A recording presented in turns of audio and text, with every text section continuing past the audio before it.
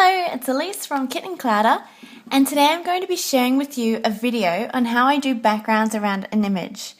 There's many different styles of backgrounds that you can do. I'm just going to share one technique with you today, and it's a type of stippling technique. So stippling is when you use little dots to do shading. So the first thing I'm going to do is I'm going to grab my colours. And around my image today, I'm wanting to do a really light, a grey purple. And the colours that I'm going to be using for that are BV20, BV23, and my blender. So my first step is I'm getting my BV20, and I'm going to go around and start laying down the stippling, so the little dots. So I'm just laying the tip to my paper, tip of my marker to my paper, and just at varying sizes. I guess it's important here to not be so worried about the size and the shape, and you're just trying to be a little bit more random.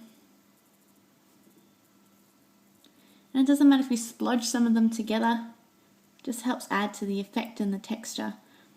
This is more of a textural background, and we do blend it out to create a nice sort of watercolour effect.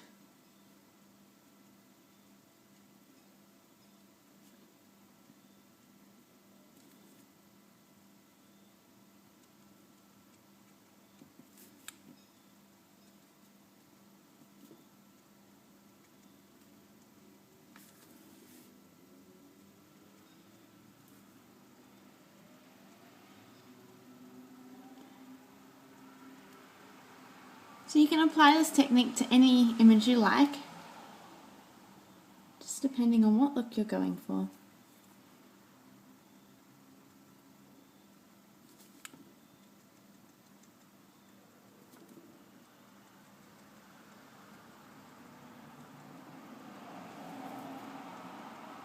And I'm just following the sort of the shape of the image.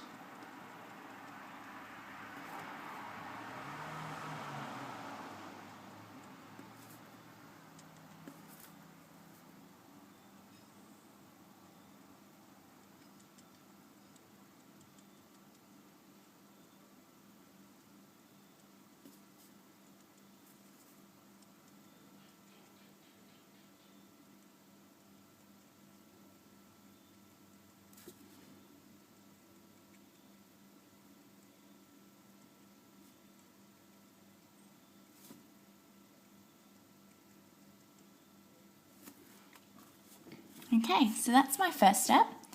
Now I'm going to grab my next colour, which is my darker colour, BV23, and I'm going to go in and add a bit more shading to the darker parts.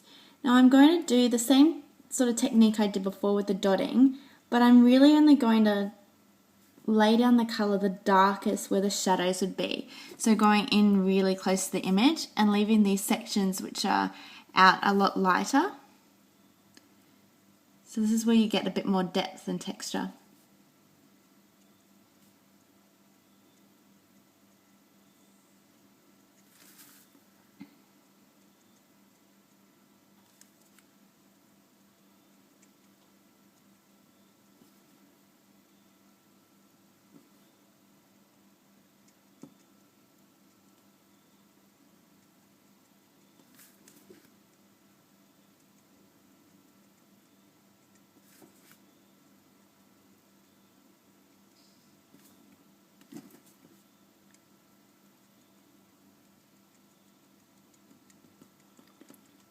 I'm also doing it quite thick, so I can't really think about it.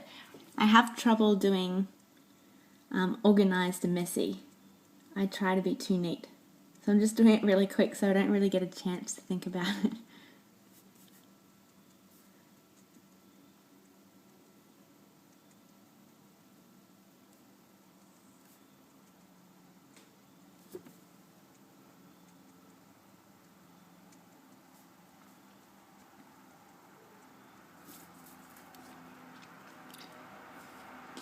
Okay, my next step is I'm going back to my lighter colour, which is my BV20, and I'm laying down the colour on top. And I'm sort of pushing the colour, the tip of my marker, into it, and then a few lighter dots around. And when you push that colour in and out, it's helping you blend it, so you're not getting so much of a dot. It's more sort of washing out that shape a little bit.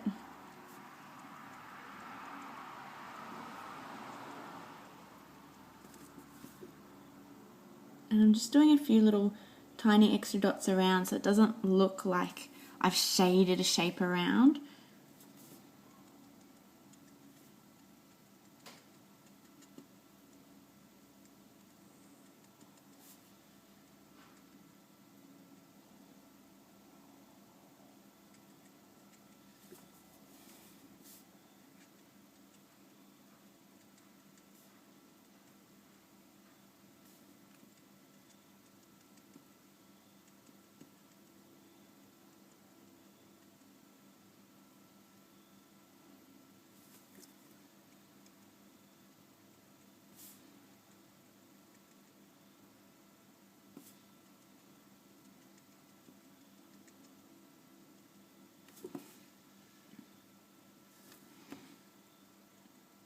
Another tip when doing this is it's actually better to do it before you've coloured your image.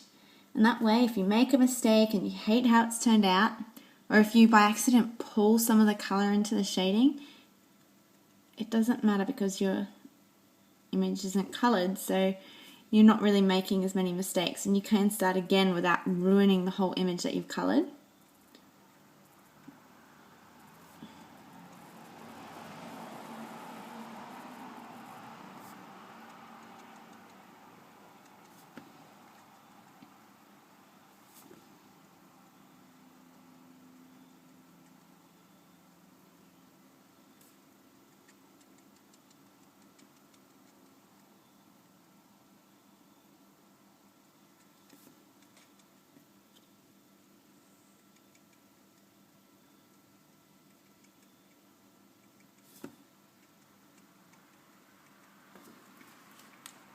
Alrighty, my next step from here is I'm getting my darker colour and my lighter colour, and I'm going to do some tip-to-tip blending. So my darker colour is in my left hand, and I've got my lighter colour in my right hand, and basically I'm picking up some of the colour, the darker colour, with my lighter colour. And then I'm going in and I'm just blending out sort of to the middle of the two colours that I laid down previously. And that'll help you get like a middle colour tone. And don't worry, this won't ruin your markers. It's a good technique, especially when you don't have a lot of colours in your collection, or you've got one colour and then the step between that colour and the next colour is really great. So for example, you might have R81 and R85 and you might not have the R83. So you might do a tip-to-tip blending to make up for that marker that you don't have.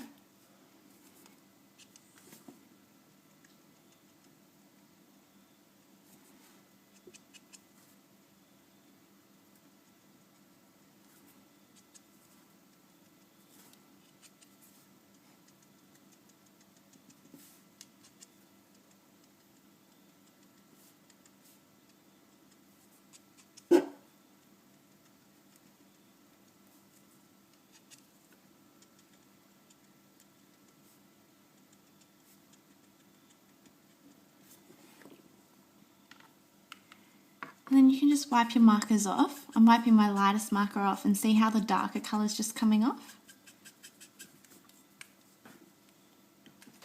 And I put those ones down, and now I'm getting my blender pen.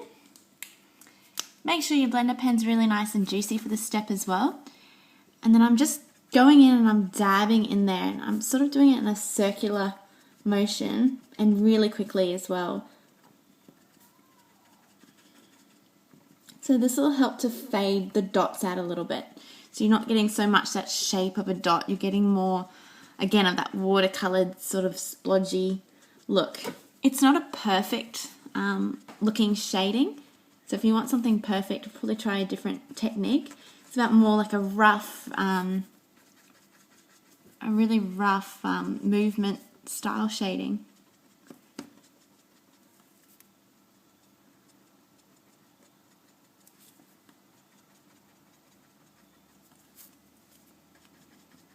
And you can see with these colours, it's actually going a funny shade of blue when I use the blender pen. It actually dries out a bit more normal.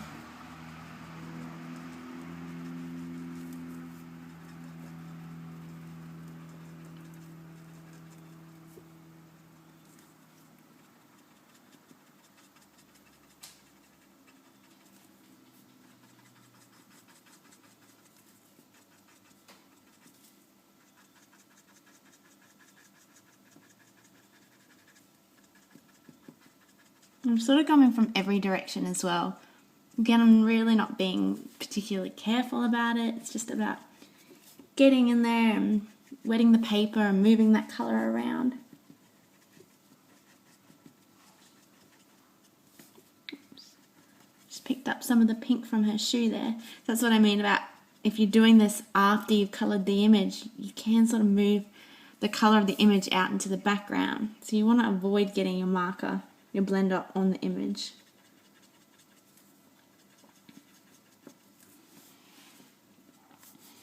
Another thing that's really cool about the blender pen as well, once your colour's dried, you can actually go in and put your blender to the page and it'll make little dots. So you might go and add a few little random dots in there to add a little bit more texture and to break it up a little bit. Just helps to add to that sort of watercolour look. Again, it's just being really imperfect and creating a really light sort of look.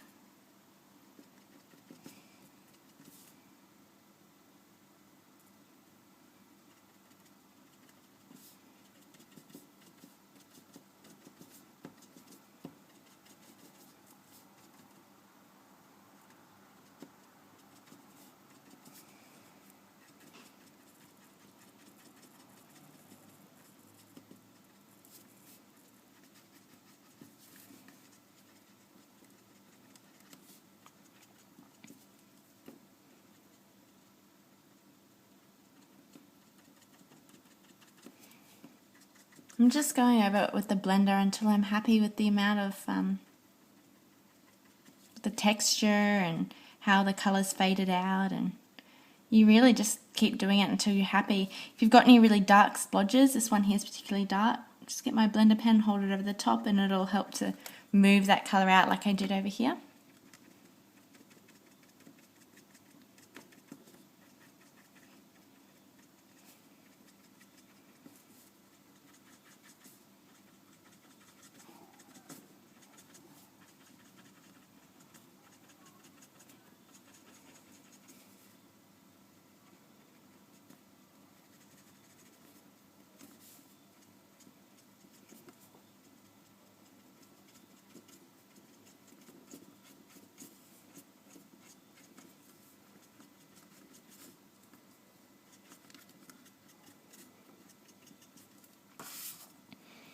Alrighty, and you do have to wait till the blender does dry a little bit before you can really see how your image looks and if you're happy with the overall effect. And if you're not, just add a bit more colour and bring your blender back and just keep playing around with it until you're happy. Alrighty, and then that's her all done. So that's just one style of backgrounds. I will do a few more videos on a few other styles as well. So if you've got any questions, please just let me know. Otherwise, I hope you've enjoyed this video. Thank you for watching.